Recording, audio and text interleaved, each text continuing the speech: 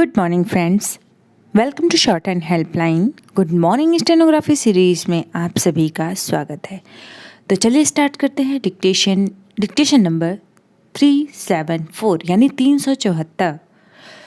इसमें आपको मिलेगा 80 शब्द प्रति मिनट की 5 मिनट की डिक्टेशन, 90 शब्द प्रति मिनट के 6 मिनट की डिक्टेशन और 100 शब्द प्रति मिनट के 10 मिनट के डिक्टेशन। यानी आपको 3 डिक्टेशन दिए जाएंगे और संपादकीय होगा। 2 संपादकीय को मर्ज किया जाएगा 10 मिनट के डिक्टेशन में और 1 संपादकीय 80 में और 1 संपादकीय 90 में। तो प्लीज़ प्लीज़ प्लीज़ वीडियो को देखने से पहले लाइक ज़रूर करें और अपने दोस्तों के साथ शेयर करें ताकि वो भी स्टेनो की तैयारी फ्री ऑफ कॉस्ट अच्छे तरीके से कर सकें। तो चलिए स्टार्ट करते हैं। और हाँ, यदि आप हैप्पी स्टेनोग्राफी के मेंबर्स हैं तो आप इसे ट्रांसलेट कर सकते हैं। संपादकीय सेक्शन में आपको GMS 374 डिक्टेशन मिलेगा, वहाँ से सिलेक्ट करना है एंड टाइपिंग स्टार्ट करके अपना रिजल्ट देख लेना है। क्योंकि एडिटोरियल बहुत इंपॉर्टेंट होता है तो सभी डिक्टेशन के साथ एडिटोरियल भी दिया जा रहा है ताकि आप इसकी भी प्रैक्टिस कर सकें और प्रतिदिन नए शब्दों की प्रैक्टिस करके अपनी तैयारी सुनिश्चित कर सकें। होता ये है कि जब एग्ज़ाम आता है तो 1 महीने पहले या 2 महीने पहले लोग तैयारी करने बैठते हैं और जब सिलेक्शन नहीं होता है तो कहते हैं कि हमने बहुत तैयारी की, 2 महीने जम के तैयारी की, दिन रात तैयारी की, फिर भी नहीं हुआ। तो ये स्टेनोग्राफी ऐसी चीज़ है कि आप 1 महीने में, 1 दिन में, 2 दिन में कभी भी प्रैक्टिस नहीं कर सकते। स्टेनो में आप जितना ज़्यादा प्रैक्टिस करेंगी उतना ही आपकी स्टेनो अच्छी होगी। तो आप ज़्यादा से ज़्यादा प्रयास करें। हाँ, रही बात एग्ज़ाम की, तो अभी कोई एग्ज़ाम नहीं है तो आप इसे normally 1 dictation, 2 dictation, 3 dictation daily के रूप में लिखें और अपने अगर स्किल की तैयारी करना है तो स्किल की तैयारी करें, बट छोड़े नहीं। अगर आप छोड़ देंगे तो स्किल आपकी बहुत बहुत बहुत पीछे चली जाएगी। जैसे टाइपिंग में होता है, अगर आप टाइपिंग नहीं करते तो टाइपिंग स्पीड कम हो जाती है, वैसे स्टेनो में होता है, अगर आप स्टेनो की प्रैक्टिस नहीं करते हो तो वो 2 गुना कम हो जाती है। तो बरकरार रखने के लिए आपको स्टेनो प्रैक्टिस करनी होगी। हाँ, अब रही बात आउटलाइंस की, तो आउटलाइंस आप लोग कहते हैं मिल नहीं पाता है या फिर हम सेंड नहीं कर पाते, भूल जाते हैं, किसी को और अन्य कार्य में उलझ जाते हैं। तो हमने आउटलाइंस पहले ही सेंड कर दी है ताकि कोई प्रॉब्लम ना हो। यहाँ पे भी दिखा देते हैं आउटलाइंस आपको। ये आउटलाइंस आपको हमारे टेलीग्राम चैनल पर भी मिल जाएगा। आप टेलीग्राम चैनल ज्वाइन करने के लिए डायरेक्ट सर्च करें स्टेनो हेल्पलाइन या फिर लिंक दी गई है डिस्क्रिप्शन बॉक्स में, आप वहां से ज्वाइन कर सकते हैं। और अगर नहीं मिले तो आप हमें कमेंट करके ज़रूर बताएं ताकि हम आपको लिंक वहां पे रिप्लाई कर सकें। तो चलिए देख लेते हैं आउटलाइंस। इसमें दोनों की आउटलाइंस दी गई है तो मिक्स कर दिया है। हाँ, आपको ये इंस्टाग्राम पर भी मिल जाएगा, हमारे हैप्पी स्टेनोग्राफी चैनल या फिर हिंदी स्टेनो चैनल पे, तो आप वहाँ से भी देख सकते हैं। कोरोना रोधी टीका अब एक्सप्लेन करने में थोड़ा सा ज़्यादा टाइम लग जाएगा, बट एक्सप्लेन नहीं करते हैं और सीधे अब डिक्टेशन की तरफ बढ़ते हैं। ये आपको यहाँ पे देखें, अगर आप स्क्रीनशॉट लेना चाहें तो आप वीडियो को रोक करके स्क्रीनशॉट लेके अपनी प्रैक्टिस कर सकते हैं। अब बढ़ते हैं डिक्टेशन की तरफ, जो कि है 80 शब्द प्रति मिनट। आई होप आप सबने वीडियो को लाइक कर दिया होगा और शेयर भी कर दिया होगा व्हाट्सएप पे, एंड जहाँ पे भी आप जिस ग्रुप में जुड़े हैं वहाँ पे शेयर कर दीजिए ताकि आपके दोस्त भी इसकी प्रैक्टिस कर सकें और प्रतिदिन अपना अभ्यास जारी रख सकें। तो चलिए स्टार्ट करते हैं। 80 शब्द प्रति मिनट स्टार्ट होगा 3 सेकेंड बाद। स्टार्ट। कोरोना रोधी टीके का निर्यात बहाल होना यही बताता है कि देश में पर्याप्त संख्या में टीके उपलब्ध हैं। घरेलू ज़रूरतों को पूरा करते हुए टीकों के निर्यात में हर्ज नहीं। वैसे भी टीकों का एक बड़ा उत्पादक देश होने के नाते भारत की कुछ अंतर्राष्ट्रीय प्रतिबद्धताएं भी हैं। भारत ने अपनी इन प्रतिबद्धताओं का पालन इसके पहले भी किया है। अप्रैल में कोरोना संक्रमण कि दूसरी लहर आने के पहले भारत ने करीब 100 देशों को टीके उपलब्ध कराए थे। पैरा यह उल्लेखनीय है कि एक ऐसे समय कोविड रोधी टीकों का फिर से निर्यात होने जा रहा है जब कई विदेशी कंपनियों के टीकों का भारत में उत्पादन संभव नहीं हो पाया। कहना कठिन है कि आगे यह संभव हो पाएगा या नहीं, लेकिन भारत को टीका उत्पादन की अपनी क्षमता बढ़ाना जारी रखना चाहिए। इसी के साथ टीकाकरण की रफ्तार बढ़ाने पर भी जोर देना चाहिए क्योंकि उसमें अपेक्षित तेजी नहीं आ रही है। पैरा देश ने करीब 2 सप्ताह पहले 100 एकड़ टीके लगाने का लक्ष्य हासिल कर लिया था। यह एक बड़ी उपलब्धि थी, लेकिन इस लक्ष्य को हासिल करने के बाद टीकाकरण की रफ्तार धीमी होती हुई दिखाई दी है। इसका एक कारण त्योहार हो सकते हैं। यह सही समय है कि केंद्र और राज्य सरकारें यह सुनिश्चित करें कि त्योहार टीकाकरण की रफ्तार को कम न करने पाए। देश के उन इलाकों में विशेष ध्यान दिया जाना चाहिए जहां टीकाकरण की गति अपेक्षा से कम है। पैरा अभी हाल में प्रधानमंत्री ने देश के 48 जिलों के जिलाधिकारियों से वार्ता कर टीकाकरण की रफ्तार बढ़ाने की पहल की। ये वे जिले हैं जहां टीकाकरण की गति धीमी है। ऐसे और इलाकों की पहचान की जानी चाहिए। इसमें राज्य सरकारों को विशेष सक्रियता दिखानी होगी। केंद्र सरकार को राज्यों को टीकाकरण की गति बढ़ाने के लिए प्रोत्साहित करने के साथ यह भी सुनिश्चित करना चाहिए कि प्रतिदिन कम से कम 60-70 लाख टीके तो लगे ही। निसंदेह यह तभी संभव हो पाएगा जब लोग भी टीका लगवाने के लिए आगे आएंगे।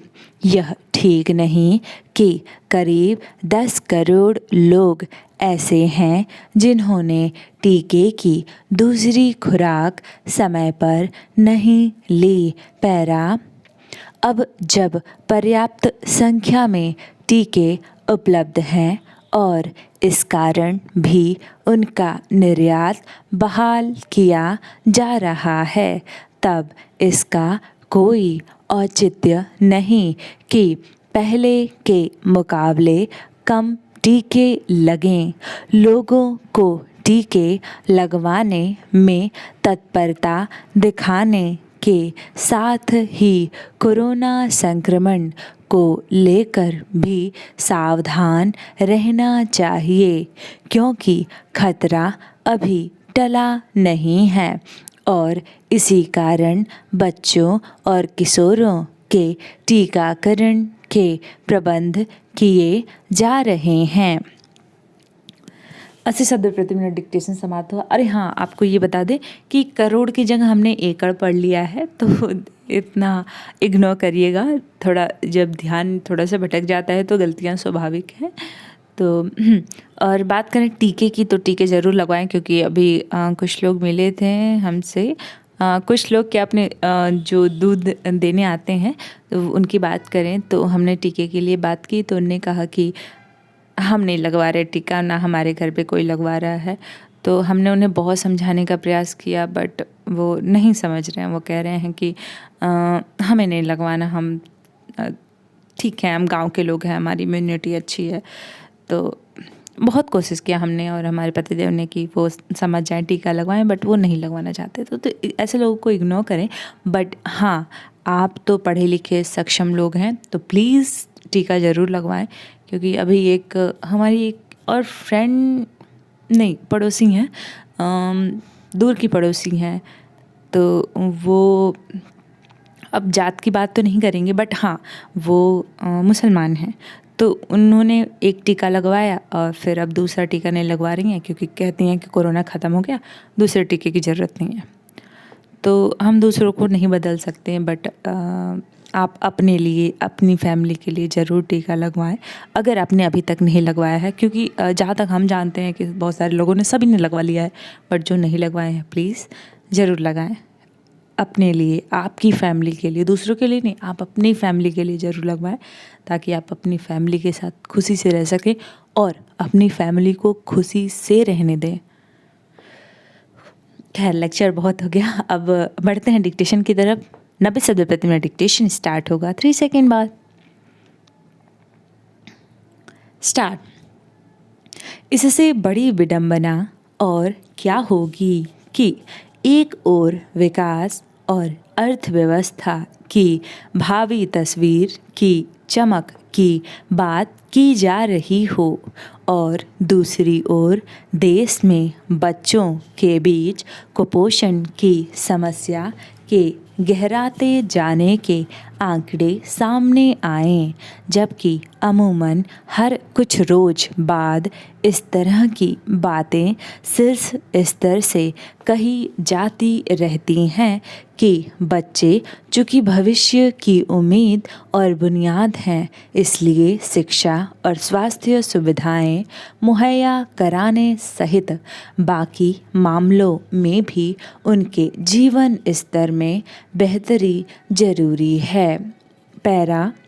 लेकिन आखिर क्या वजह है कि लंबे समय से इस मसले पर लगातार कई तरह की योजनाओं पर अमल और समय समय पर नई घोषणाओं के बावजूद आज भी हालत यह है कि बहुत सारे बच्चे गंभीर कुपोषण का शिकार हैं, बल्कि मौजूदा दौर की मुश्किलों को देखते हुए कहा जा सकता है कि आने वाले दिन अभी गंभीर चुनौतियों से भरे होंगे। सवाल है कि अगर बच्चों में कुपोषण की समस्या चिंताजनक स्तर पर बरकरार रही तो विकास और बदलाव के तमाम दावों के बीच हम कैसे भविष्य की उम्मीद कर रहे हैं। पैरा।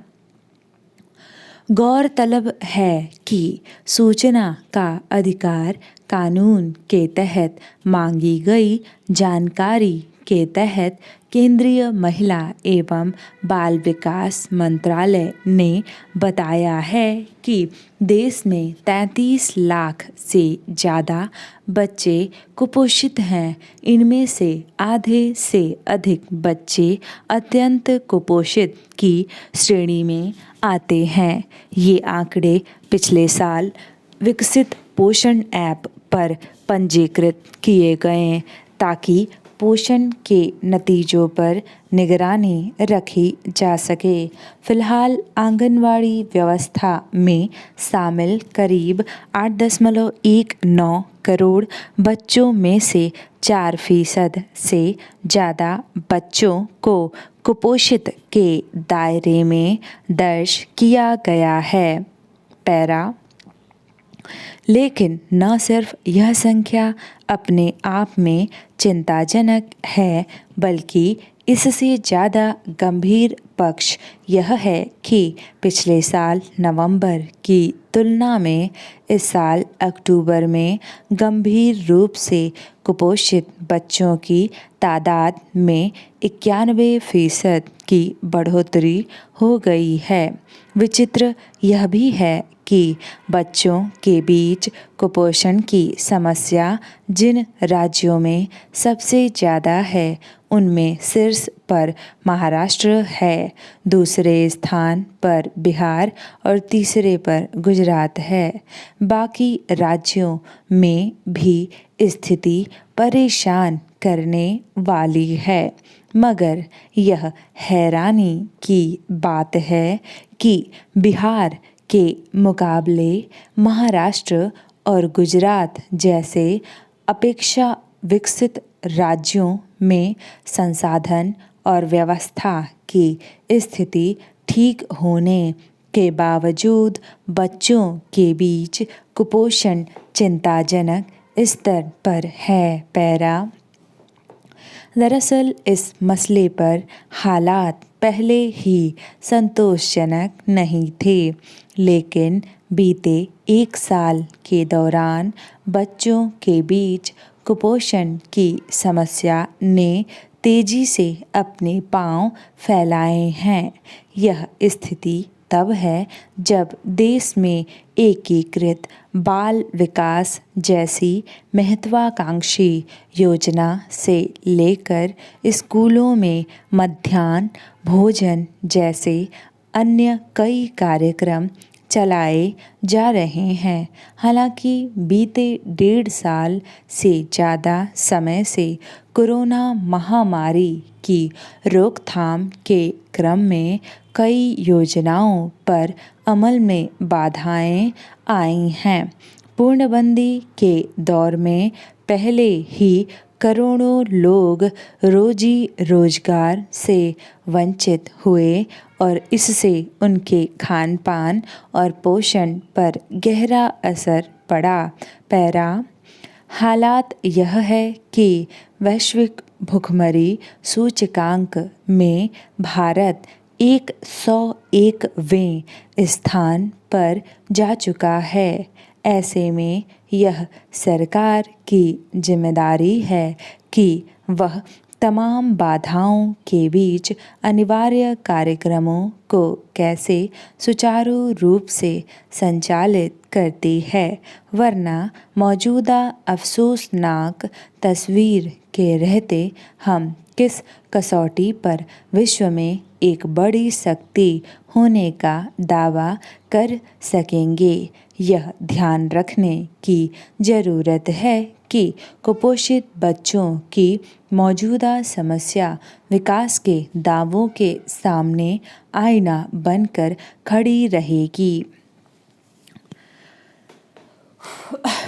90 शब्द प्रति मिनट डिक्टेशन समाप्त हुआ। अब बारी है 100 शब्द प्रति मिनट की। तो रेडी हो जाइए 10 मिनट का डिक्टेशन लिखने के लिए। जो लोग RSSB की तैयारी अभी भी कर रहे हैं, क्योंकि रिवाइज्ड में उनका नाम है और वो कह रहे हैं कि नेक्स्ट मंथ या कभी भी उनका एग्ज़ाम होने वाला है, तो वो लोग इसके कर सकते हैं। और या फिर जो SSC की तैयारी कर रहे हैं, जो 10 मिनट का डिक्टेशन लिखते हैं, वो ज़रूर लिखें, क्योंकि 10 मिनट की डिक्टेशन लिखना प्रैक्टिस में बहुत ज़रूरी होता है। क्योंकि अगर आप 5 मिनट के डिक्टेशन की प्रैक्टिस करते हैं तो 10 मिनट लिखते लिखते हाथ दुखने लगते हैं और फिर एग्ज़ाम में आप गिव अप कर देते हैं थोड़ा सा ही लिखकर, क्योंकि आपके हाथ दर्द होने लगते हैं। तो प्रैक्टिस बहुत ज़रूरी होती है शॉर्ट हैंड में। चलिए स्टार्ट करते हैं। 100 शब्द प्रति मिनट स्टार्ट होगा 4 सेकेंड बाद। वीडियो को लाइक, कमेंट और शेयर करना बिल्कुल भी ना भूलें, क्योंकि आप लोग देख रहे हैं आजकल भूल जा रहे हैं, कमेंट नहीं करते हैं, लाइक नहीं करते हैं, शेयर भी नहीं करते हैं, क्योंकि आप सोचते होंगे एग्ज़ाम तो ख़त्म हो गया, अब कोई ज़रूरत नहीं है। बट ऐसा नहीं है। अगर आप तैयारी जारी रखते हैं तो आपका बहुत बहुत भला होने वाला है। 100 शब्द प्रति मिनट डिक्टेशन स्टार्ट होगा 3 सेकेंड बाद। स्टार्ट। कोरोना रोधी टीके का निर्यात बहाल होना यही बताता है कि देश में पर्याप्त संख्या में टीके उपलब्ध हैं। स्टॉप। घरेलू ज़रूरतों को पूरा करते हुए टीकों के निर्यात में हर्ज नहीं। स्टॉप। वैसे भी टीकों का एक बड़ा उत्पादक देश होने के नाते भारत की कुछ अंतर्राष्ट्रीय प्रतिबद्धताएं भी हैं। स्टॉप। भारत ने अपनी इन प्रतिबद्धताओं का पालन इसके पहले भी किया है। स्टॉप। अप्रैल में कोरोना संक्रमण की दूसरी लहर आने के पहले भारत ने करीब 100 देशों को टीके उपलब्ध कराए थे। स्टॉप। पैरा। यह उल्लेखनीय है कि एक ऐसे समय कोविड रोधी टीकों का फिर से निर्यात होने जा रहा है, जब कई विदेशी कंपनियों के टीकों का भारत में उत्पादन संभव नहीं हो पाया। स्टॉप। कहना कठिन है कि आगे यह संभव हो पाएगा या नहीं, लेकिन भारत को टीका उत्पादन की अपनी क्षमता बढ़ाना जारी रखना चाहिए। स्टॉप। इसी के साथ टीकाकरण की रफ्तार बढ़ाने पर भी जोर देना चाहिए, क्योंकि उसमें अपेक्षित तेजी नहीं आ रही है। स्टॉप। पैरा। देश ने करीब 2 सप्ताह पहले 100 करोड़ टीके लगाने का लक्ष्य हासिल कर लिया था। स्टॉप। यह एक बड़ी उपलब्धि थी, लेकिन इस लक्ष्य को हासिल करने के बाद टीकाकरण की रफ्तार धीमी होती हुई दिखाई दी है। स्टॉप। इसका एक कारण त्योहार हो सकते हैं। स्टॉप। यह सही समय है कि केंद्र और राज्य सरकारें यह सुनिश्चित करें कि त्योहार टीकाकरण की रफ्तार को कम न करने पाएं। स्टॉप। देश के उन इलाकों में विशेष ध्यान दिया जाना चाहिए, जहां टीकाकरण की गति अपेक्षा से कम है। स्टॉप। पैरा। अभी हाल में प्रधानमंत्री ने देश के 48 जिलों के जिलाधिकारियों से वार्ता कर टीकाकरण की रफ्तार बढ़ाने की पहल की। स्टॉप। ये वे जिले हैं, जहां टीकाकरण की गति धीमी है। स्टॉप। ऐसे और इलाकों की पहचान की जानी चाहिए। स्टॉप। इसमें राज्य सरकारों को विशेष सक्रियता दिखानी होगी। स्टॉप। केंद्र सरकार को राज्यों को टीकाकरण की गति बढ़ाने के लिए प्रोत्साहित करने के साथ यह भी सुनिश्चित करना चाहिए कि प्रतिदिन कम से कम 60-70 लाख टीके तो लगे ही। स्टॉप। निसंदेह यह तभी संभव हो पाएगा, जब लोग भी टीका लगवाने के लिए आगे आएंगे। स्टॉप। यह ठीक नहीं कि करीब 10 करोड़ लोग ऐसे हैं, जिन्होंने टीके की दूसरी खुराक समय पर नहीं ली। स्टॉप। पैरा। अब जब पर्याप्त संख्या में टीके उपलब्ध हैं और इस कारण भी उनका निर्यात बहाल किया जा रहा है, तब इसका कोई औचित्य नहीं कि पहले के मुकाबले कम टीके लगें। स्टॉप। लोगों को टीके लगवाने में तत्परता दिखाने के साथ ही कोरोना संक्रमण को लेकर भी सावधान रहना चाहिए, क्योंकि खतरा अभी टला नहीं है और इसी कारण बच्चों और किशोरों के टीकाकरण के प्रबंध किए जा रहे हैं। स्टॉप। पैरा। इससे बड़ी विडंबना और क्या होगी कि एक ओर विकास और अर्थव्यवस्था की भावी तस्वीर की चमक की बात की जा रही हो और दूसरी ओर देश में बच्चों के बीच कुपोषण की समस्या गहराते जाने के आंकड़े सामने आए। स्टॉप। जबकि अमूमन हर कुछ रोज बाद इस तरह की बातें शीर्ष स्तर से कही जाती रहती हैं कि बच्चे चूँकि भविष्य की उम्मीद और बुनियाद हैं, इसलिए शिक्षा और स्वास्थ्य सुविधाएं मुहैया कराने सहित बाकी मामलों में भी उनके जीवन स्तर में बेहतरी जरूरी है। स्टॉप। पैरा। लेकिन आखिर क्या वजह है कि लंबे समय से इस मसले पर लगातार कई तरह की योजनाओं पर अमल और समय समय पर नई घोषणाओं के बावजूद आज भी हालत यह है कि बहुत सारे बच्चे गंभीर कुपोषण का शिकार हैं। स्टॉप। बल्कि मौजूदा दौर की मुश्किलों को देखते हुए कहा जा सकता है कि आने वाले दिन अभी गंभीर चुनौतियों से भरे होंगे। स्टॉप। सवाल है कि अगर बच्चों में कुपोषण की समस्या चिंताजनक स्तर पर बरकरार रही तो विकास और बदलाव के तमाम दावों के बीच हम कैसे भविष्य की उम्मीद कर रहे हैं? Question mark. पैरा। गौरतलब है कि सूचना का अधिकार कानून के तहत मांगी गई जानकारी के तहत केंद्रीय महिला एवं बाल विकास मंत्रालय ने बताया है कि देश में 33 लाख से ज़्यादा बच्चे कुपोषित हैं। स्टॉप। इनमें से आधे से अधिक बच्चे अत्यंत कुपोषित की श्रेणी में आते हैं। स्टॉप। ये आंकड़े पिछले साल विकसित पोषण ऐप पर पंजीकृत किए गए, ताकि पोषण के नतीजों पर निगरानी रखी जा सके। स्टॉप।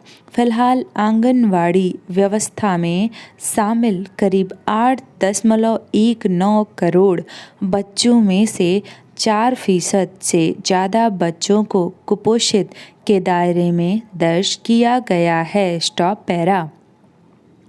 लेकिन न सिर्फ यह संख्या अपने आप में चिंताजनक है, बल्कि इससे ज़्यादा गंभीर पक्ष यह है कि पिछले साल नवंबर की तुलना में इस साल अक्टूबर में गंभीर रूप से कुपोषित बच्चों की तादाद में 91% की बढ़ोतरी हो गई है। स्टॉप। विचित्र यह भी है कि बच्चों के बीच कुपोषण की समस्या जिन राज्यों में सबसे ज़्यादा है, उनमें शीर्ष पर महाराष्ट्र है। स्टॉप। दूसरे स्थान पर बिहार और तीसरे पर गुजरात है। स्टॉप। बाकी राज्यों में भी स्थिति परेशान करने वाली है, मगर यह हैरानी की बात है कि बिहार के मुकाबले महाराष्ट्र और गुजरात जैसे अपेक्षा विकसित राज्यों में संसाधन और व्यवस्था की स्थिति ठीक होने के बावजूद बच्चों के बीच कुपोषण चिंताजनक स्तर पर है। स्टॉप। पैरा। दरअसल, इस मसले पर हालात पहले ही संतोषजनक नहीं थे, लेकिन बीते एक साल के दौरान बच्चों के बीच कुपोषण की समस्या ने तेजी से अपने पांव फैलाए हैं। स्टॉप। यह स्थिति तब है जब देश में एकीकृत बाल विकास जैसी महत्वाकांक्षी योजना से लेकर स्कूलों में मध्याह्न भोजन जैसे अन्य कई कार्यक्रम चलाए जा रहे हैं। स्टॉप। हालांकि बीते 1.5 साल से ज़्यादा समय से कोरोना महामारी की रोकथाम के क्रम में कई योजनाओं पर अमल में बाधाएं आई हैं। स्टॉप। पूर्णबंदी के दौर में पहले ही करोड़ों लोग रोजी रोजगार से वंचित हुए और इससे उनके खान पान और पोषण पर गहरा असर पड़ा। स्टॉप। पैरा। हालत यह है कि वैश्विक भुखमरी सूचकांक में भारत 101वें स्थान पर जा चुका है। स्टॉप। ऐसे में यह सरकार की जिम्मेदारी है कि वह तमाम बाधाओं के बीच अनिवार्य कार्यक्रमों को कैसे सुचारू रूप से संचालित करती है। स्टॉप। वरना मौजूदा अफसोसनाक तस्वीर के रहते हम किस कसौटी पर विश्व में एक बड़ी शक्ति होने का दावा कर सकेंगे? Question mark. यह ध्यान रखने की ज़रूरत है कि कुपोषित बच्चों की मौजूदा समस्या विकास के दावों के सामने आईना बनकर खड़ी रहेगी। स्टॉप। समाप्त। हाँ, डिक्टेशन समाप्त हुआ। इसे आप ट्रांसलेट कर सकते हैं संपादकीय सेक्शन में GMS 374 यानी 374 सिलेक्ट करें। आप स्टार्ट करें। अभी मैंने थोड़ी देर पहले ये बताया रिवाइज्ड रिज़ल्ट, तो आप रिवाइज्ड रिज़ल्ट वाले हाई कोर्ट मत समझ लीजिएगा, क्योंकि अभी हमारे फॉलोवर्स या सब्सक्राइबर्स में से कुछ लोग ऐसे हैं जो ढूंढते रहते हैं कि मैम कुछ गलती करें और हमें कमेंट करें बुरे बुरे। तो जिनका ये नेचर होता है ना दूसरों में गलतियाँ ढूंढना, तो वो तो ढूंढते रहेंगे। खैर हमारे सब्सक्राइबर्स तो बहुत अच्छे हैं, है ना, आप लोग अच्छे, आई होप आप सब बहुत अच्छे हैं, क्योंकि आप लोगों के अच्छे अच्छे कमेंट्स आते हैं और अच्छे से बातें करते हैं तो अच्छे हैं। बट कुछ लोग ऐसे हैं जो बिना बात के बाल की खाल निकालते हैं, तो उनका हम कुछ नहीं कर सकते, बस ये दुआ कर सकते हैं कि भगवान उन्हें सद्बुद्धि दे। मिलते हैं नेक्स्ट वीडियो में। टिल देन अपना ख्याल रखिए, अपने परिवार का ख्याल रखिए और परिवार के बीच प्यार और सौहार्द बनाए रखिए। किसी से दुश्मनी मोल ना लीजिए, सबसे अच्छे से बात करिए और मानवता को कायम रखिए।